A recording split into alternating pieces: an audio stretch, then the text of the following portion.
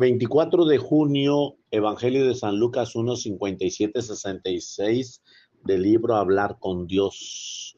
Surgió un hombre enviado por Dios que se llamaba Juan.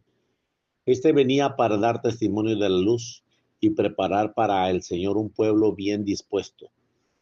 Hace notar San Agustín que la iglesia celebra el nacimiento de Juan como algo sagrado, y él es el único cuyo nacimiento festeja. Celebramos el nacimiento de Juan y el de Cristo. Es el último profeta del Antiguo Testamento y el primero que señala al Mesías. Su nacimiento, cuya solemnidad celebramos, fue motivo de gozo para muchos, para todos aquellos que por su predicación conocieron a Cristo. Fue la aurora que anuncia la llegada del día.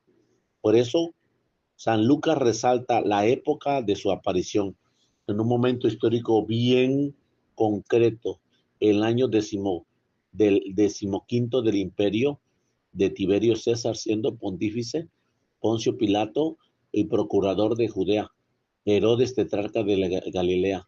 Juan viene a ser la línea divisoria entre dos testamentos. Su predicación es el comienzo del Evangelio de Jesucristo, Hijo de Dios, y su martirio habrá de ser como un presagio de la pasión salvadora. Con todo, Juan era una voz pasajera, Cristo, la palabra eterna desde el principio. Los cuatro evangelistas no dudan en aplicar a Juan el bellísimo oráculo de Isaías. He aquí que yo envío a mi mensajero para que te precedan y preparen el camino. Vos que clama en el desierto, preparad el camino del Señor, enderezar sus senderos. El profeta se refiere en primer lugar a la vuelta de los judíos de Palestina después de la cautividad de Babilonia. Ve a Yahvé como rey redentor en su pueblo, después de tantos años en el desierto, caminando a la cabeza de ellos y por el desierto de Siria, para conducirlos con mano segura a la patria. Le parece un heraldo, según la antigua costumbre de Oriente, para anunciar su próxima llegada, a hacer arreglar los caminos de los que en aquellos tiempos nadie solía cuidar, y no ser una circunstancia muy relevante. Esta profecía, además de haberse realizado en la vuelta del desierto, había de tener un significado más pleno y profundo en un segundo cumplimiento al llegar los tiempos mesiánicos. También el Señor había de tener su heraldo en la persona del precursor, que haría delante de él, preparando los corazones a los que había de llegar el Redentor. Contemplando hoy en la solemnidad del nacimiento la gran figura del Bautista que tan fielmente llevó a cabo su cometido, podemos pensar nosotros si también hallamos el camino del Señor, porque entre en las almas del amigo y pariente que aún están lejos de él, para que se dan más los que ya están próximos. Somos los cristianos como heraldos de Cristo en el mundo de hoy. El Señor se sirve de nosotros como antorcha para que sea luz y su luz, esa luz ilumine. De nosotros depende que muchos no permanezcamos en tinieblas, sino que andemos por senderos que llevan hasta la vida eterna. La misión de Juan se caracteriza sobre todo por el precursor, el que anuncia a otros, vino como testigo para atestiguar, para dar testimonio de la luz, para que todos creyeran en él. No era él la luz, sino que habría de dar testimonio de la luz. Así consigue en el anuncio del Evangelio aquel discípulo que conocía a Jesús gracias a la preparación y a la indicación expresa que recibió de Juan el Bautista. Al día siguiente estaba allí de nuevo Juan y dos discípulos fijándose en Jesús que pasaba, y dijo: he aquí el Cordero de Dios. Los dos discípulos, al oír hablar así, siguieron a Jesús. Qué gran recuerdo, qué inmenso agradecimiento tendría San Juan apóstol cuando casi al final de su vida removerá en su evangelio aquel tiempo junto al Bautista, que fue instrumento del Espíritu Santo para que conociera a Jesús, su tesoro y su vida. La predicación del precursor estaba en perfecta armonía con su vida austera y mortificada. Haced penitencia, clamaba sin descanso, porque ya está cerca el reino de los cielos. Semejantes palabras, acompañadas de su vida ejemplar, causaron una gran impresión en toda la comarca y pronto se rodeó un numeroso grupo de discípulos dispuestos a oír su enseñanza. Un fuerte movimiento religioso conmovió a toda Palestina. La gente, como ahora, estaba sedienta de Dios, que era muy viva la esperanza del Mesías. San Mateo y San Marcos refieren que acudían de todos los lugares de Jerusalén y en todos los demás pueblos de Judea. También llegaban gente de Galilea, pues Jesús encontró allí sus primeros discípulos que eran galileos. Ante los enviados del Sanedrín, Juan se da a conocer con la palabra de Isaías: yo soy la voz que clama en el desierto. Con su vida y con su palabra, Juan dio testimonio de la verdad sin cobardía ante los ostentaba el poder, sin conmoverse por las alabanzas de la multitud, sin ceder a la continua presión de los fariseos.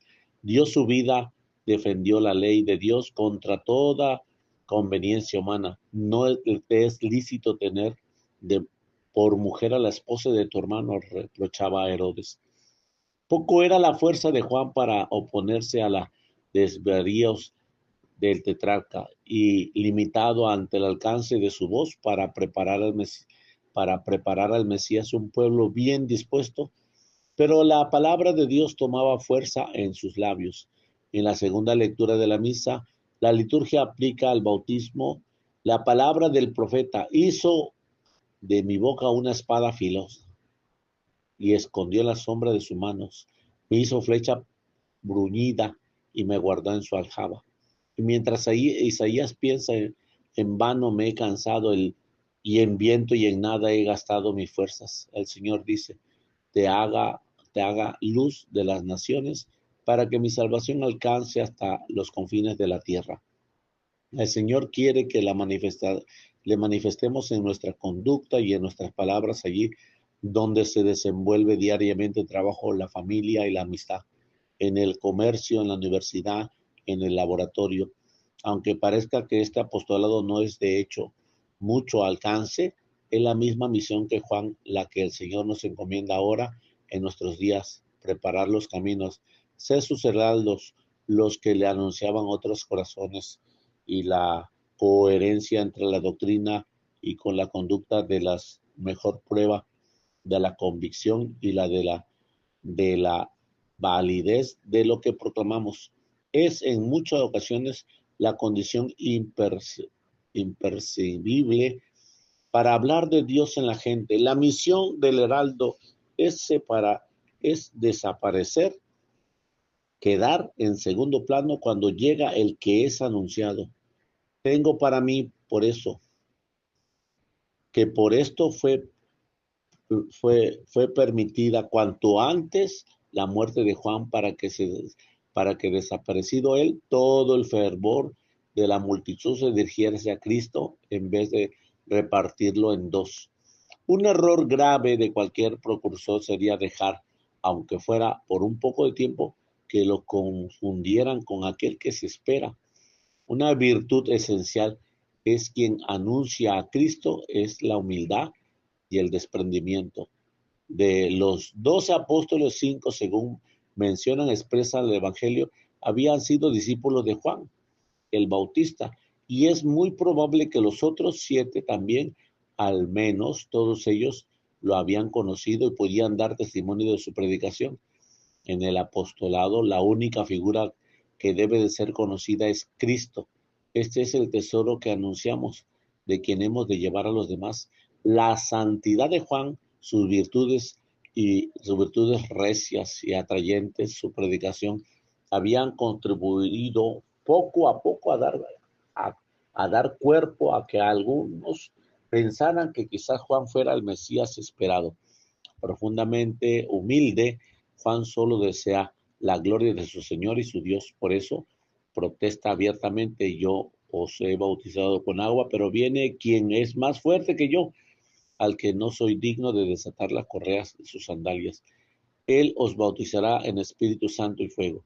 Juan, en Juan ante Cristo se considera indigno de presentarle los servicios más humildes, reservados de ordinario los esclavos de ínfima categoría, tales como llevarle las sandalias y desatarle las correas de las mismas. Ante el sacramento del bautismo instituido por el Señor, el suyo no es más que agua, símbolo de limpieza interior que debía efectuar en los corazones quienes esperaban al Mesías. El bautismo de Cristo es el del Espíritu Santo que purifica como lo hace el fuego. Miremos de nuevo al bautismo, un hombre de carácter firme como Jesús. Recuerda la muchedumbre que le escucha. ¿Qué saliste a ver al desierto? ¿Alguna caña que cualquier viento se mueve? El Señor sabía, y la gente también, que la personalidad de Juan trasciende a una manera muy acusada y se compaginaba mal con la falta de carácter. Algo parecido nos pide a nosotros el Señor, pasar ocultos haciendo el bien, cumpliendo con perfección nuestras obligaciones. Cuando los judíos fueron a decir a los discípulos de Juan que Jesús reclutaba más discípulos que su maestro, fueron a quejarse al bautista, quien les respondió: yo no soy Cristo, sino que he sido enviado delante de él. Es necesario que él crezca y que yo disminuya. Conviene que él crezca y que yo disminuya. Esta es la tarea de nuestra vida, que Cristo llene nuestra vida. Entonces nuestro gozo no tendrá límites en la medida en que Cristo, por el conocimiento y el amor, penetre más y más en nuestras pobres vidas. Nuestra alegría será incontenible. Pidámosle al Señor, como el poeta, que yo sea como una flauta de caña, simple y hueca, donde solo suenas tú, ser nada más voz de otro que clama en el desierto. Saber tu voz, Señor, en medio del mundo, en el ambiente, el lugar en el que has querido que transcurra tu existencia. Del libro Hablar con Dios, 24 de junio, nombre del Padre, del Hijo, del Espíritu Santo.